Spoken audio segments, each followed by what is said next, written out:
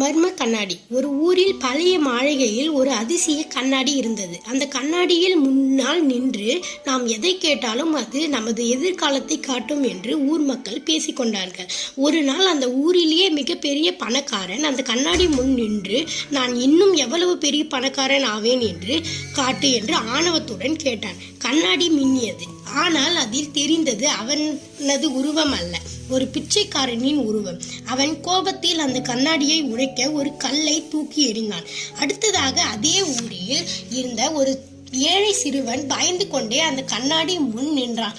அவன் எதுவுமே கேட்கவில்லை, மாறாக ஒரு புன்னகையை மட்டும் கொடுத்தான். கண்ணாடியில் அவனது முகம் தெரியவில்லை, மாறாக அவன் ஒரு பெரிய நூலகத்தில் ஆயிரக்கணக்கான குழந்தைகளுக்கு பாடம் சொல்லி கொடுப்பது போன்ற காட்சி தெரிந்தது. அப்போது அந்த கண்ணாடியில் இருந்து ஒரு குரல் கேட்டது.